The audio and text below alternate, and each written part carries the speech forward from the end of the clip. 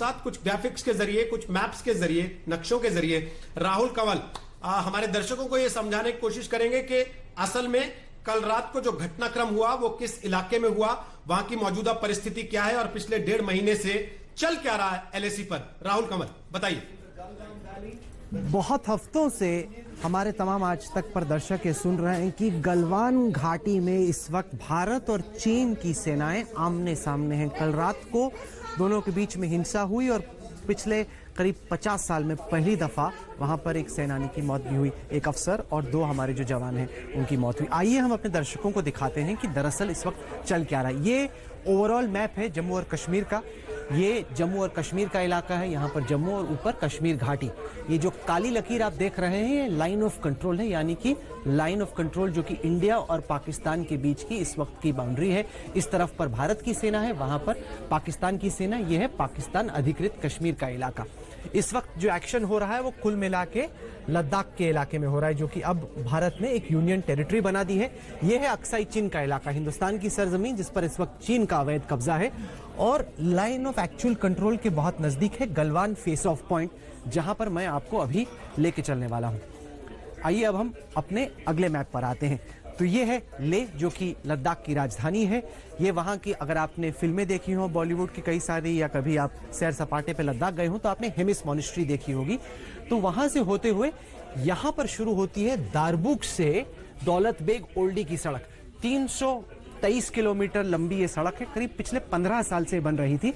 और इसी सड़क को लेकर कहा जाता है कि चीनी फौज और चीनी सरकार बहुत परेशान है इस वजह से, क्योंकि दौलत बेग ओल्डी सब सेक्टर नॉर्थ में पड़ता है। स्ट्रेटेजिकली ये बहुत ही एक अहम हिस्सा है भारत का, और यहां तक इस वक्त कोई सड़क नहीं थी। तो आप सोचिए वहां पहुंचने में कई दिनों तक वॉकिंग करके, ट्रेकिंग करके भारत की आर्मी को जाना पड़ता था। अब चूंकि हमने ये सड़क बना दी है जो कि पिछले साल इनॉग्रेट हुई थी, कंप्लीट हुई थी, इस वजह से हम काफी हद तक अपने जो आर्मी है, हमारे जो कॉन्वॉयज हैं, उनको सीधे सीधे दौलत बेग ओल्डी, जिसको सब सेक्टर नॉर्थ कहा जाता है, वहां तक पहुंचा सकते हैं। ये जो आप लाल रंग की लकीर देख रहे हैं ये लाइन ऑफ एक्चुअल कंट्रोल है।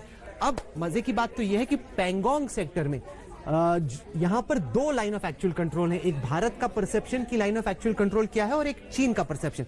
लेकिन जहां पर यह क्लैश हुआ वहां पर तो कोई 2 परसेप्शन है ही नहीं, एक ही लाइन ऑफ एक्चुअल कंट्रोल है। और उस इलाके में फिलहाल ये जो कॉन्फ्रंटेशन है भारत और चाइनीज आर्मी की वो हुई है। ये नीली लकीर जो है ये गलवान नदी को दिखाती है। ये जो सड़क बनी है ये शोक नदी के किनारे किनारे है। शोक को कहा जाता है रिवर ऑफ डेथ, यानी कि मौत की नदी। मौत की नदी इस वजह से कहा जाता है क्योंकि कई सदियों पहले जो लद्दाख से ट्रेडर्स थे, जो चीन से ट्रेडर्स थे, वो शिनजियांग जाया करते थे इसी नदी के साथ साथ। और यहाँ पर गर्मियों में खास तौर से पानी का बहाव इतना तेज हो जाता है कि जो भी सड़क किनारे बनती है वो धुल जाती है, उसके ऊपर पानी आ जाता है। और कई सारे जो ट्रेडर्स हैं वो नदी में गिर के मर जाया करते थे। इस वजह से शोक की नदी को रिवर ऑफ डेथ कहा जाता है, मौत की नदी कहा जाता है। बड़ी मुश्किल से भारत ने ये सड़क बनाई, जिसको BRO यानी कि बॉर्डर रोड ऑर्गेनाइजेशन ने बनाया। आइए अब हम थोड़ा और नजदीक चलते हैं। तो ये मैंने आपको दिखाई थी DSDBO सड़क, यानी कि दारबुक शोक दौलत बेग ओल्डी रोड। काफी हद तक फसाद इसी को लेकर है। ये जो नीली लकीर आप देख रहे हैं ये शोक नदी है, यानी कि रिवर ऑफ डेथ, मौत की नदी, जो कि किनारे किनारे चलती है। सर्दियों में ये नदी जम जाया करती है। तो सर्दियों में जो काफिले निकला करते थे ट्रेडर्स के, वो इस नदी के साथ साथ चले जाया करते थे शिनजियांग की तरफ। गर्मियों में यहाँ पर ट्रैवल करना काफी मुश्किल है। यहाँ पर 2 ITBP के पोस्ट हैं। अब मैं आइए आपको दिखाता हूं कि चीन की तरफ क्या चल रहा है। ये है people's liberation army, Chinese army को पीपल्स लिबरेशन आर्मी कहा जाता है। उसका ह्यूविशियन बेस, जो उनका मेन बेस है इस इलाके में, वो यहाँ पे है। उस बेस के 2 पोस्ट हैं, चाइनीज पोस्ट 1, चाइनीज पोस्ट 2, जो कि गलवान नदी के साथ साथ हैं। 2016 में चीन ने लगभग इस इलाके तक एक सड़क बना ली थी, जो कि सैटेलाइट पे नजर आ रही है। ये पक्की सड़क है, यानी कि तार बिछी हुई है। उसके आगे कच्चा रास्ता जाता है। तो अप्रैल के एंड में और मई के शुरुआत में क्या हुआ कि इस चाइनीज पोस्ट 1 और चाइनीज पोस्ट 2 से गलवान नदी के साथ साथ जो चाइनीज आर्मी का दस्ता है वो इस कच्चे रास्ते के चलते चलते चलते यहां पर आ गया। इसको कहते हैं PP14, यानी पेट्रोलिंग पॉइंट 14, जो कि बहुत हद तक गलवान और शोक नदी का जो संगम है, जो पॉइंट ऑफ कॉन्फ्लुएंस है, उसके नजदीक है।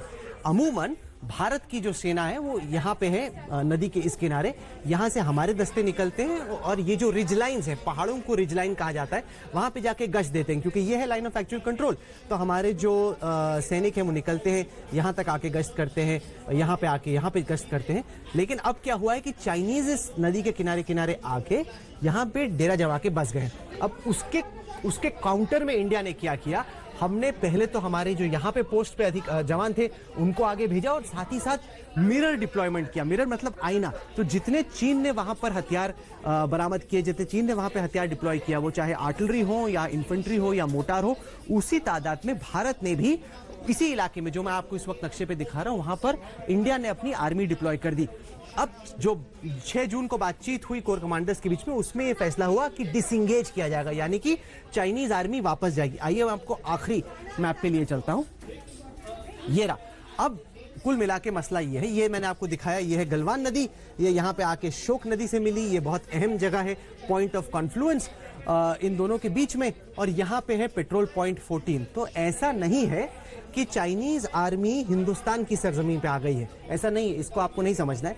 लेकिन जो बॉर्डर का इलाका है वहां पर उसने बहुत बड़ी तादाद में अपने हथियार, अपनी सेना को इकट्ठा कर दिया है, जमा कर दिया। उससे हमें परेशानी क्यों है? परेशानी इस वजह से है कि हमारे जो ये सड़क है, आपको अगर याद होगा हम लोगों की करगिल की जो रिपोर्टिंग हुआ करती थी, उस पे करगिल और द्रास के शहर के ऊपर जो नेशनल हाईवे था, उसके ठीक ऊपर चोटी पर चीन ने अपनी आर्टिलरी बिछा रखी थी। उससे क्या होता है कि जैसे ही भारत का कोई कॉन्वॉय या काफिला सेना का निकलता था, या वो पत्रकारों का हो या आर्मी का हो, तो पाकिस्तानी आर्मी उस पर टारगेट किया करती थी, क्योंकि आपको आती हुई दिखती है गाड़ी तो उस पर आप हमला कर सकते हैं। इसी तरीके से अगर ये जो हमारी DSDBO रोड है, इस पर चाइनीज आर्मी हमला करने लग जाए, क्योंकि अगर आप पहाड़ पे बैठे हैं, फौज में समझिए, अगर आप पहाड़ पे बैठे हैं तो आप मजबूत हैं, अगर आप नीचे बैठे हैं तो आपको खतरा है, क्योंकि ऊपर से आप पर गोली आ सकती है, गोला आ सकता है, ये प्रॉब्लम है।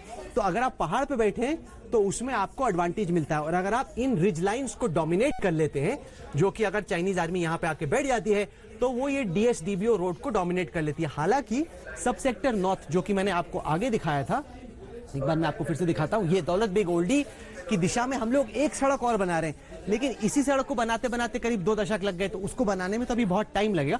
इसलिए ये सड़क बहुत ही स्ट्रेटेजिक रोड है। कुल मिला के 61 स्ट्रेटेजिक रोड्स को इस वक्त हिंदुस्तान बना रहा है BRO के जरिए, और करीब 11,000 जो श्रमिक हैं उनको झारखंड से स्पेशल ट्रेन में लद्दाख सेक्टर की तरफ, उत्तराखंड सेक्टर की तरफ भेजा गया है। चाइना ने क्या किया कि पिछले करीब 2 दशक में बॉर्डर रोड्स को बहुत डेवलप किया, एडवांस किया। जैसे मैंने आपको दिखाया, ये आप सड़क देखिए, ये चाइनीज ने 2016 में ही कंप्लीट कर ली थी, तो उनकी ये पक्की रोड है। अब उनको तकलीफ क्या है कि जब हिंदुस्तान ये सड़क बनाता है तो कह रहे हैं कि सड़क क्यों बनाओगे आप, जबकि हिंदुस्तान कहता है अरे भाई ये तो हमारी जमीन है, आप अपनी तरफ क्या करते हो वो आपकी प्रॉब्लम, हम अपनी तरफ क्या करते हैं वो हमारी मर्जी।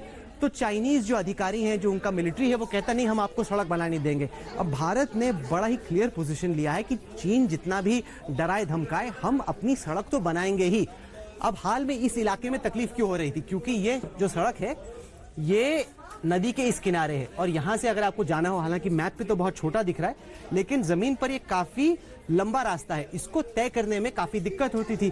तो इस गर्मी में हमने इस इलाके से एक सड़क बनाना स्टार्ट किया, ताकि हम भी ये पेट्रोल पॉइंट 14 तक एक सड़क बन जाए। चाइनीज उस पर ऑब्जेक्ट कर रहे हैं, क्या है हम आपको यहाँ पे सड़क बना नहीं देंगे। तो अब जो हमारे पास खबर आ रही है वो ये कि जब चाइनीज आर्मी डिसएंगेज कर रही थी, यानी कि जब वापस जाने की तैयारी कर रही थी, तब एक कमांडिंग ऑफिसर कर्नल, जो कि भारतीय सेना का बहुत एक वरिष्ठ अधिकारी होता है, और उनके पलटन के 2 जवान, उनकी मौत हुई इस इलाके में गलवान फ्लैश पॉइंट 14। और हमने जो कोशिश की पिछले कुछ मिनटों में वो ये समझाने की कि दरअसल चाइना की प्रॉब्लम क्या है, भारत की मांग क्या है। भारत ये चाहता है कि चीन वापस चले जाए। मैं आपको मैप पे वापस लेके जाता हूं कि भाई आप यहां से आए, चाइनीज पोस्ट 1, चाइनीज पोस्ट 2, आप वापस जाइए। ये जो आप आगे आके जम गए हैं ये हमें मंजूर नहीं है, आपको वापस जाना है, आपको डिसएंगेज करना है। अब नियंत्रण रेखा जो कि लाइन ऑफ कंट्रोल है और लाइन ऑफ एक्चुअल कंट्रोल, उसमें फर्क यह है कि नियंत्रण रेखा एकदम मार्क्ड आउट है मैप पे। दोनों देशों की सेनाओं ने, सरकारों ने तय किया है कि एग्जैक्टली लाइन ऑफ कंट्रोल कहां से जाती है, मैप पे साइन हुए तो आपको एग्जैक्टली मालूम है। अब ये जो लाइन है ये किसी नक्शे पे नहीं है जिसको दोनों आर्मीज ने माना हो, इस वजह से थोड़ी कंफ्यूजन रहती है कि LAC कहां से निकलती है। इसी का फायदा उठा के चाइनीज यहां पे आ गए। अब पहले भी कई मर्तबा हर साल लगभग, खासतौर से जब बर्फ पिघलती है और गश्त एक बार फिर से शुरू होती है, तो चाइनीज आर्मी और हिंदुस्तानी आर्मी के बीच में पेट्रोलिंग के दौरान कुछ ना कुछ भिड़ंत तो होती रहती है। लेकिन इस दफा फर्क यह है कि सिक्किम के नाकुला से लेके, ला होता है पास, माउंटेन का पास जिस पे सड़क गाड़ी निकलती है, तो सिक्किम के नाकुला से लेके ईस्टर्न लद्दाख सेक्टर पर अलग अलग जगहों पे, कम से कम 5 जगहों पे फ्लैश पॉइंट क्रिएट हो गया है। चाइनीज और इंडियन आर्मी एकदम आमने सामने, और ऐसा कहा जा रहा है कि यह काम कोई लोकल चाइनीज मिलिट्री कमांडर नहीं कर सकता। ये काम केवल तभी हो सकता है अगर जो पीएलए है, जो कि कम्युनिस्ट पार्टी के चीफ यानी कि शी जिनपिंग को डायरेक्टली रिपोर्ट करती है, अगर उन्हीं की हरी झंडी मिली हो तभी ये हो सकता है। और एक तरफ ये प्रधानमंत्री मोदी के साथ झूले झूल रहे थे, मल्लापुरम में मंदिरों के इर्द गिर्द सैर सपाटा कर रहे थे, उनके दर्शन कर रहे थे, और यहाँ पे चाइनीज आर्मी बदमाशी करी, जिसका इंडियन आर्मी जवाब देने की कोशिश कर रही है।